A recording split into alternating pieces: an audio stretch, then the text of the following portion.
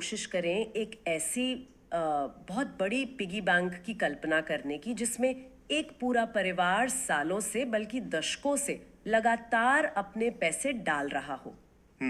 एक लंबा investment, right? बिल्कुल, परिवार के हर सदस्य की आमदनी का एक छोटा हिस्सा इस उम्मीद से हर महीने इस गुल्लक में जाता है कि जब जिंदगी का आखिरी दौर आएगा तब वहां से एक बंधी हुई आमदनी मिलेगी। हाँ, और ये पूरी व्यवस्था एक भरोसे पे टिकी होती है। सही कहा। लेकिन जरा सोचिए, क्या हो अगर उस परिवार के कुछ सदस्य अचानक एक दिन सामने आकर कहें कि अ, उन्हें उनका हिस्सा उम्मीद से दोगुना चाहिए। अरे, हाँ, और वो भी तब जब उस पिगी बैंक में नए पैसे डालने वालों की संख्या और निकालने वालों का पूरा गणित ही हिल जाए। बाकी लोगों का क्या होगा, जिनकी पूरी जिंदगी की आर्थिक सुरक्षा उस पर निर्भर करती है। यहाँ सबसे हैरान करने वाली बात यह है कि ये कोई काल्पनिक कहानी नहीं है। जिस विशाल पिगी बैंक की हम बात कर रहे हैं, वो दरअसल एम्प्लॉइज प्रोविडेंट फंड ऑर्गेनाइजेशन है। जिसे हम आम बोलचाल में ईपीएफओ कहते हैं। बिल्कुल। और इस वक्त इस संस्था के सामने ठीक यही संकट खड़ा है। ये सिर्फ किसी एक फंड या आमदनी का छोटा मोटा मुद्दा नहीं है। राइट। ये देश के फॉर्मल सेक्टर और अब धीरे धीरे अनऑर्गेनाइज सेक्टर्स के भी लाखों करोड़ों लोगों की आर्थिक सुरक्षा का सबसे बड़ा सवाल है। चलिए इस मुद्दे को थोड़ा खोलकर समझते हैं, क्योंकि बाहर से देखने में जो चीज सिर्फ एक पॉलिसी का पन्ना लगता है, उसके अंदर पूरे देश के रिटायरमेंट सिस्टम का गणित छिपा हुआ है। सही बात है। आज के इस गहन विश्लेषण में हमारे पास ईपीएफओ के सीईओ रमेश कृष्णमूर्ति के हाल ही में दिए गए कुछ बहुत ही जरूरी बयानों के स्रोत हैं। और इन बयानों ने काफी चर्चा पैदा कर दी है। बिल्कुल। जो नए कानून और ड्राफ्ट सामने आ रहे हैं, जैसे नया ईपीएफ स्कीम 2026 और सोशल सिक्योरिटी कोड, उन्हें लेकर बहुत अफवाहें हैं। और सबसे बड़ी चर्चा इस बात पर है कि ईपीएफओ ने हायर पेंशन यानी उच्च पेंशन की विंडो को दोबारा खोलने से एकदम साफ इनकार क्यों कर दिया है। राइट, वो एक बहुत बड़ा मुद्दा है। तो शुरुआत करते हैं इस पिगी बैंक के नियमों से। ट्रेड यूनियंस में काफ़ी घबराहट थी। उन्हें लग रहा था कि नए सोशल सिक्योरिटी कोड के आने से सोशल सिक्योरिटी का दायरा सिकुड़ जाएगा। लेकिन सीईओ के बयान से क्या तस्वीर सामने आई है। देखिए, ट्रेड यूनियंस का डर स्वाभाविक था। जब भी कोई नया कानून आता है तो मजदूर वर्ग को लगता है कि उनके हक कम कर दिए जाएंगे। हाँ, वो हमेशा एक डर रहता है। पर सीईओ कृष्णमूर्ति ने इन चिंताओं को पूरी तरह से खारिज कर दिया। उन्होंने बहुत स्पष्ट किया कि नए ईपीएफ स्कीम 2026 का पूरा ध्यान निरंतरता यानी कंटिन्यूटी पर है। अच्छा, मतलब नियम बदल नहीं रहे हैं। नहीं, अगर पुराने नियमों की बात करें तो जो ईपीएफ स्कीम 1952 के मूल प्रावधान हैं, जो लगभग 7 दशक यानी 70 साल पुराने हैं, उन्हें छुआ तक नहीं गया है। वेट, 70 साल पुराने नियम? हाँ, वो बुनियाद आज भी वैसी ही रखी गई है जैसी आजादी के तुरंत बाद तय की गई थी। आगे बढ़ने से पहले थोड़ा इन मूल नियमों की गणित को समझ लेते हैं। जो जानकारी हमारे स्रोत में है उसके मुताबिक आज भी कंट्रीब्यूशन 12% ही है, राइट? बिल्कुल। सैलरी का 12% एम्प्लॉय देता है और उतना ही एम्प्लॉयर देता है। और जो वेज सीलिंग है यानी वेतन सीमा, वो 15,000 रुपए पर ही तय है, जो कि 2014 में निर्धारित की गई थी। सही पकड़ा आपने। और जो वॉलंटरी पीएफ कंट्रीब्यूशन का नियम है, जहां एम्प्लॉयर्स चाहें तो अपनी मर्जी से ज्यादा दे सकते हैं, वो भी पहले जैसा ही रखा गया है। पर यहाँ मुझे थोड़ी उलझन हो रही है। कैसी उलझन? अगर लगभग 70 साल पुराने नियम आज भी वही हैं और वेज सीलिंग जो 2014 में 15,000 तय की गई थी, वो एक दशक बाद आज तक नहीं बढ़ी, तो क्या वक्त के साथ इन नियमों का ना बदलना अपने आप में एक भयंकर समस्या नहीं है? ये एक बहुत ही वैलिड सवाल है। मेरे मतलब है 2014 से लेकर आज तक महंगाई कहाँ से कहाँ पहुँच गई है। एक टियर 1 शहर में 15,000 तो सिर्फ एक छोटे से कमरे का किराया होता है। ऐसे में लिमिट को वहीं फ्रीज करके रखना, इस पर गर्व करना थोड़ा अजीब नहीं लगता? देखिए, अगर इस गणित को थोड़ा और गहराई में देखें तो समझ आएगा कि सरकार इस लिमिट को बढ़ाने से क्यों हिचकिचाती है। अच्छा, क्यों? अगर इस लिमिट को बढ़ाकर 25,000 या 30,000 कर दिया जाए तो इसका सीधा असर एम्प्लॉयर के खर्च पर पड़ेगा, क्योंकि उन्हें ज्यादा पीएफ भरना पड़ेगा। ओह राइट, उनका बोझ बढ़ जाएगा। हाँ, और दूसरी तरफ एम्प्लॉय की इन हैंड सैलरी यानी जो पैसा उन्हें महीने के आखिर में मिलता है, वो कम हो जाएगा, क्योंकि डिडक्शन ज्यादा होगा। ये तो सच है, लोगों को इन हैंड सैलरी ज्यादा चाहिए होती है। और सबसे बड़ी बात, ईपीएफओ पर एक बहुत बड़ा बोझ आ जाएगा, क्योंकि करोड़ों नए लोग इस मैंडेटरी ब्रैकेट में आ जाएंगे। तो ट्रेड यूनियंस डर क्यों रही थी अगर सब वैसा ही है? ट्रेड यूनियंस का डर इसलिए था क्योंकि नए ड्राफ्ट्स में एम्प्लॉयर्स को कुछ फ्लेक्सिबिलिटी दी जा रही थी। आशंका थी कि एम्प्लॉयर्स अपना हिस्सा कम करने की कोशिश करेंगे, समझ गई। लेकिन सीईओ का मानना है कि ज्यादातर एम्प्लॉयर्स नए रूल्स आने के बावजूद अपने कॉन्ट्रैक्ट की शर्तों में कोई बड़ा बदलाव नहीं करेंगे, क्योंकि पीएफ अच्छे टैलेंट को रोकने के लिए जरूरी है। तो एक तरह से ईपीएफओ कह रहा है कि पुरानी नींव को नहीं हिलाया जा रहा ताकि इकोनॉमी और एम्प्लॉयर्स को कोई झटका ना लगे। बिल्कुल। लेकिन यहाँ कहानी एक काफी दिलचस्प मोड़ लेती है। एक तरफ पुरानी नींव और 1952 के कंटिन्यूटी की बात हो रही है और दूसरी तरफ ईपीएफओ अचानक वक्त के साथ कदम मिलाते हुए एक आधुनिक स्टार्टअप की तरह बर्ताव कर रहा है। हाँ, नया सोशल सिक्योरिटी कोड के जरिए। एग्जैक्टली। ईपीएफओ अपने पंख काफी दूर तक फैला रहा है। खासकर स्रोत में एक शब्द का बहुत जिक्र है, हार्मोनाइज्ड डेफिनेशन ऑफ वेज। ये हार्मोनाइज्ड शब्द सुनने में तो अच्छा लगता है, पर जमीन पर इसका असल मतलब क्या है? अगर हम इस मुद्दे को बड़ी तस्वीर से जोड़ें तो पहले पुराने लूप होल्स को समझना पड़ेगा। पहले क्या होता था कि बहुत सी कंपनियां अपने कर्मचारियों की बेसिक सैलरी को बहुत कम रखती थी। जैसे पूरी आमदनी का सिर्फ 20 या 30%। हाँ बिल्कुल, और बाकी का पैसा अलग अलग अलाउंसेस के नाम पर देती थी, जैसे वॉशिंग अलाउंस, टिफिन अलाउंस या ट्रांसपोर्ट अलाउंस। अच्छा, तो वो ऐसा क्यों करते थे? क्योंकि पीएफ का डिडक्शन सिर्फ बेसिक सैलरी पर कैलकुलेट होता था। बेसिक कम तो एम्प्लॉयर और एम्प्लॉई दोनों का कंट्रीब्यूशन कम। ओह वाओ, तो महीने की इन हैंड सैलरी तो बढ़ जाती थी, पर रिटायरमेंट कॉर्पस बिल्कुल खोखला रह जाता था। सही पकड़ा। हार्मोनाइज्ड डेफिनेशन ने इस खेल को पूरी तरह बदल दिया है। तो अब एम्प्लॉयर्स को बेसिक और अलाउंसेस का एक तय रेशियो रखना पड़ेगा। हाँ, नए कानून के तहत बेसिक सैलरी पूरी आमदनी का कम से कम 50% होनी ही चाहिए। है तो काफी बड़ा बदलाव है ना? इस डेफिनेशन को एक जैसा बनाने का फायदा यह है कि कोई भी कंपनी अब अलग अलग अलाउंसेस के पीछे छुपकर अपना पीएफ कंट्रीब्यूशन कम नहीं कर सकती। जिसका सीधा असर ये होगा कि अब अकाउंट्स में ज्यादा पैसा जमा होगा। बिल्कुल, जो आगे चलकर रिटायरमेंट के वक्त बहुत काम आएगा। ये वाकई एक विस्तारवादी कदम है, पर इस एक्सपेंशन का एक और बहुत बड़ा हिस्सा है जिसके बिना आज की इकोनॉमी की चर्चा अधूरी है। आप गिग इकोनॉमी की बात कर रही हैं? हाँ, गिग इकोनॉमी, जो लोग delivery apps, ride hailing services या फ्रीलांस प्लेटफॉर्म्स के लिए काम करते हैं।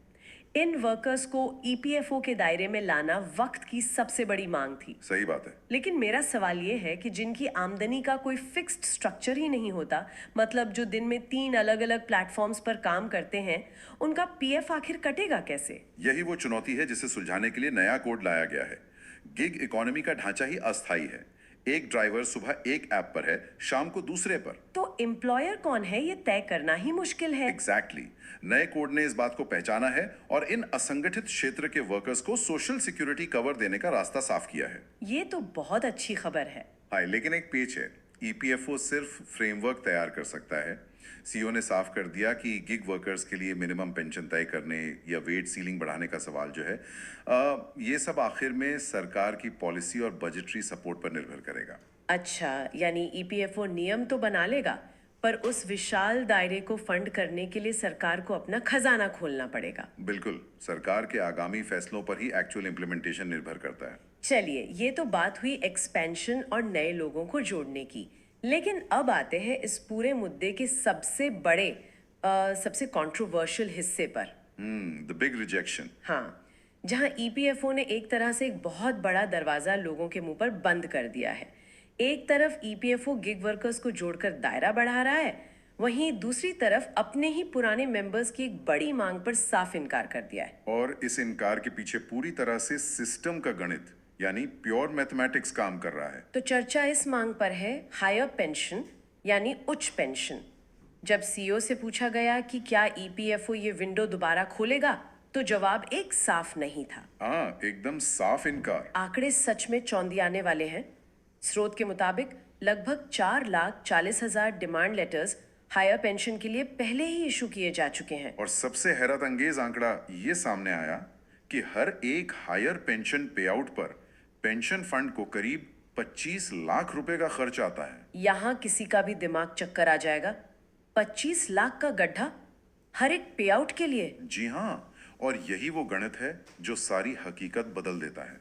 और इसे समझने के लिए उस पूल्ड फंड के कॉन्सेप्ट को समझना होगा। लेकिन एक आम इंसान की तरह अगर सोचा जाए तो सवाल उठना बहुत लाजमी है, अगर किसी ने सालों तक अपनी सैलरी से पैसे कटवाकर प्रोविडेंट फंड में जमा किए हैं और आज जब वो अपनी ही बचत मांग रहा है, तो 25 लाख का नुकसान कैसे हो गया? यही तो सबसे बड़ा कंफ्यूजन है। मतलब अगर लोगों ने अपना ही पैसा जमा किया है, तो संस्था उन्हें वो पैसा देने में इतनी हिचकिचाहट क्यों दिखा रही है? ऐसा लग रहा है जैसे सिस्टम ये कह रहा हो कि पैसा अंदर आने दो, पर निकलते वक्त हमारे नियम मानने पड़ेंगे। ये गुस्सा बहुत ही स्वाभाविक है, लेकिन यहाँ एक बुनियादी फर्क समझना पड़ेगा जो ईपीएफओ के दो अलग अलग हिस्सों के बीच होता है। कौन से दो हिस्से? एक है ईपीएफ, एम्प्लॉय प्रोविडेंट फंड, और दूसरा है ईपीएस, एम्प्लॉय पेंशन स्कीम। ज्यादातर लोग इन दोनों को एक ही बैंक अकाउंट समझ लेते हैं, जहां पैसा डाला और ब्याज के साथ वापस मिल गया। हाँ, आम धारणा तो यही है। ईपीएफ वैसे ही काम करता है, लेकिन सीईओ ने जिस ईपीएस यानी पेंशन स्कीम की बात की, वो एक डिफाइंड बेनिफिट स्कीम है। ये डिफाइंड बेनिफिट स्कीम का क्या चक्कर है? इसे थोड़ा आसान शब्दों में खोलते हैं। इसे एक उदाहरण से समझते हैं। मान लीजिए कि किसी कर्मचारी ने अपनी पूरी जिंदगी काम किया। पेंशन फंड में जो पैसा जमा होता रहा, वो 15,000 की पुरानी वेज सीलिंग के आधार पर होता रहा, क्योंकि नियम वही थे। तो कंट्रीब्यूशन बहुत ही छोटा सा था। बिल्कुल। लेकिन डिफाइंड बेनिफिट का मतलब यह है कि जब वो कर्मचारी रिटायर होता है, तो उसकी पेंशन इस पर तय नहीं होती कि उसने पूरी जिंदगी में कितना जमा किया था। तो किस पर तय होती है? उसकी पेंशन उसके रिटायरमेंट के ठीक पहले वाले आखिरी 7 महीनों की एवरेज सैलरी के एक तय फॉर्मूला पर कैलकुलेट होती है। ओह, अच्छा। तो अब अगर कोई कहे कि मेरी आखिरी सैलरी तो 1 लाख रुपए महीना थी और मुझे पेंशन 1 लाख के आधार पर मिलनी चाहिए, भले ही जमा करते वक्त उसने सिर्फ 15,000 की सीलिंग पर ही कंट्रीब्यूट किया हो।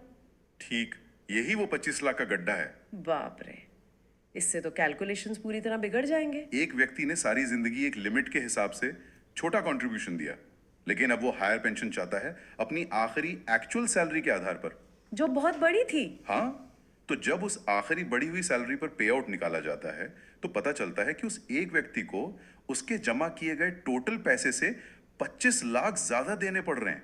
तो ये एक्स्ट्रा पैसा आएगा कहाँ से? यही सबसे बड़ा सवाल है।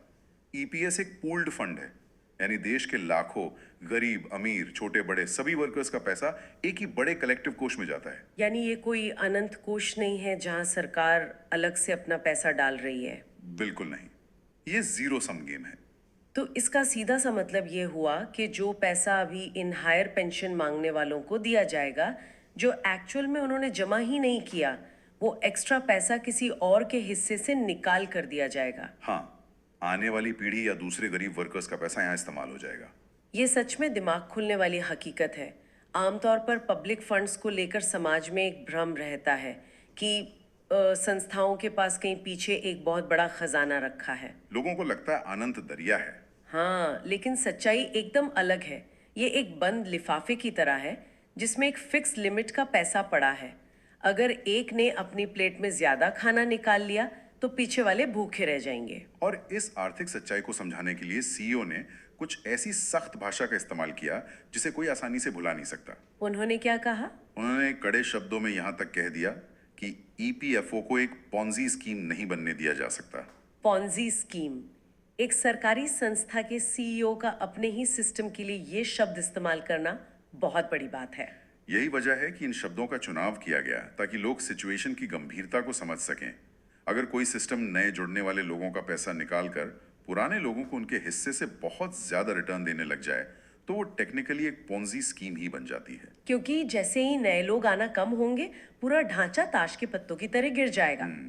सीईओ साफ कह रहे हैं कि अगर उन्होंने हायर पेंशन की इस मांग के आगे घुटने टेक दिए, तो देश का सबसे भरोसेमंद रिटायरमेंट सिस्टम एक अनसस्टेनेबल पॉन्जी स्कीम बन जाएगा। उसके आगे जो एक और मशहूर कथन कोट किया गया, वो भी इस पूरी सिचुएशन का एक परफेक्ट निचोड़ था। सीईओ ने कहा, I can't rob Peter to pay Paul. यानी एक का हक मारकर उसकी जेब काटकर दूसरे को नहीं दे सकते। ये पूरी सिचुएशन एक तरह से रॉबिन हुड की इनवर्स कहानी लगती है ना? रॉबिन हुड अमीरों से पैसा छीनकर गरीबों को देता था, लेकिन यहाँ जिन लोगों की आखिरी सैलरी बहुत ज्यादा थी, वही लोग हायर पेंशन की मांग कर रहे हैं। और उन्हें ये हायर पेंशन देने का मतलब होगा उस पूल्ड फंड से पैसा निकालना जो मूल रूप से गरीब वर्ग के कल्याण के लिए बनाया गया था। तो इस सब का आखिर मतलब क्या है? ये एक बहुत ही महत्वपूर्ण सवाल खड़ा करता है। मिसकंसेप्शन दूर करना सबसे जरूरी है। हकीकत यह है कि वो पैसा उन दर्जन भर गरीब मजदूरों का है जो शायद कभी हायर पेंशन मांग ही ना पाए। अगर एक हाई अर्नर को 25 लाख एक्स्ट्रा दे दिए गए तो सीधे तौर पर 10 से 20 गरीब वर्कर्स का आर्थिक भविष्य संकट में पड़ जाएगा।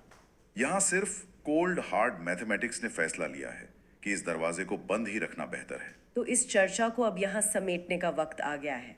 जो बातें आज खुलकर सामने आई हैं उनसे एक बहुत ही साफ तस्वीर बनती है। बिल्कुल। एक तरफ ईपीएफ स्कीम 2026 70 साल पुराने नियमों की निरंतरता बरकरार रखी गई है ताकि बेसिक फाउंडेशन ना हिले। दूसरी तरफ गिग वर्कर्स को जोड़ने की कोशिश करके सिस्टम को आधुनिक बनाया जा रहा है। लेकिन सिस्टम का जो आंतरिक गणित है वो अपने सख्त रूप में खड़ा है। हाँ, हायर पेंशन का सपना उन लाखों गरीब वर्कर्स की सुरक्षा की कीमत पर पूरा नहीं किया जा सकता। Rob Peter to pay Paul वाली आर्थिक मजबूरी एकदम क्लियर है। ये सारी चर्चा हर उस व्यक्ति के लिए जरूरी है जिसका थोड़ा सा भी पैसा हर महीने पीएफ में कटता है, क्योंकि ये उन्हें याद दिलाता है कि उनका पैसा अकेला नहीं है। सही कहा, वो एक बड़े पूल फंड का छोटा सा हिस्सा है जिसके अपने कड़क नियम और सामूहिक जिम्मेदारियां हैं। और इस गहन चर्चा को खत्म करते हुए मैं एक आखिरी सवाल यहाँ रखना चाहती हूँ जो इस पूरी कहानी से उभर कर सामने आता है। कैसा सवाल? आने वाले 1 या 2 दशकों के बारे में सोचिए।